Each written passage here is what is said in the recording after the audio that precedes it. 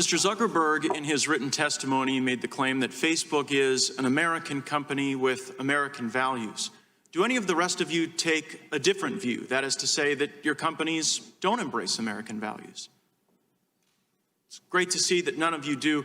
Mr. Pichai, I'm worried about Google's market power, how it concentrates that power, and then ultimately how it wields it.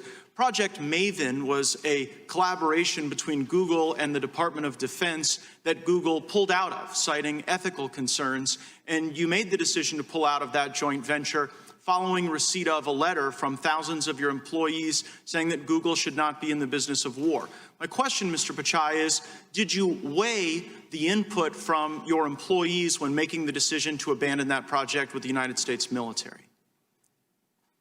Congressman, thanks for your concern. As I said earlier, we're deeply committed to supporting the military and the U.S. government. We have undertaken several projects since then. We do take our employees' input into account, but it's one input. We make decisions based on a variety of factors. As a company, we were new in the cloud space at that time. Since then, thank you. That's a sufficient answer, that you did take their feedback into account. And in fact, some of your Googlers have recently sent you a letter where they've asked you to exit other partnerships as a consequence of ethical concerns. They've asked you to stop doing business with American law enforcement, saying that police broadly uphold white supremacy and that Google should not be engaged in any services to police. And as you well know, you provide some of the most basic services to police, like email, but you also provide services that help keep our cops safe when they're doing their job. And so my question is, here in front of Congress and the American people, will you take the pledge that Google will not adopt the bigoted anti-police policy that is requested in the most recent letter?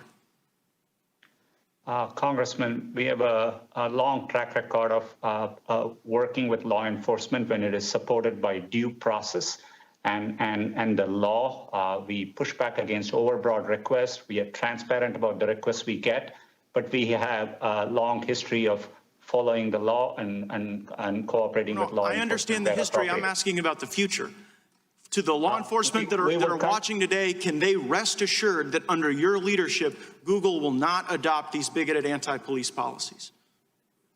Congressman, we are committed to continuing to work with law enforcement in a way that's consistent with law and due processes in the U.S.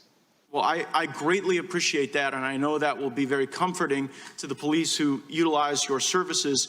You mentioned earlier in the discussion about China that your engagement in China was very limited, but yet Google has an AI China Center.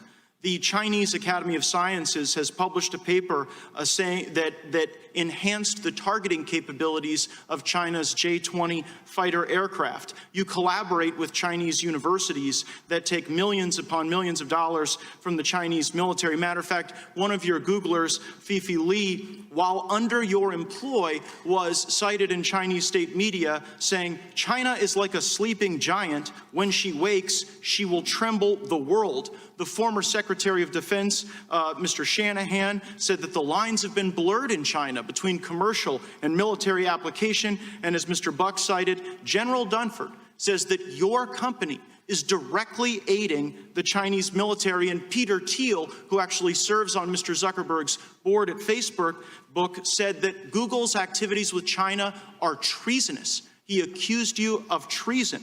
So why would an American company with American values so directly aid the Chinese military, but have ethical concerns about working alongside the U.S. military on Project Maven? And I understand your point about cybersecurity and those things, but Project Maven was a specific way to ensure that our troops are safe on the battlefield. And if you have no problem making the J-20 Chinese fighter more effective in its targeting, why wouldn't you want to make America as effective?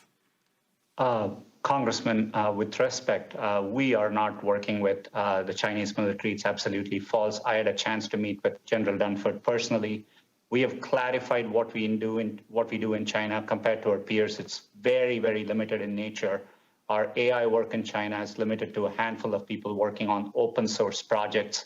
and happy to share and engage with the office to explain our work in China further. Gosh, I mean, when the chairman of the Joint Chiefs of Staff says that an American company is directly aiding China, when you have an AI center, when you're working with universities, and when your employees are talking about China trembling the world, it seems to really call into question your commitment to our country and our values. I see my time's expired. I hope we have an additional round, Mr. Chairman.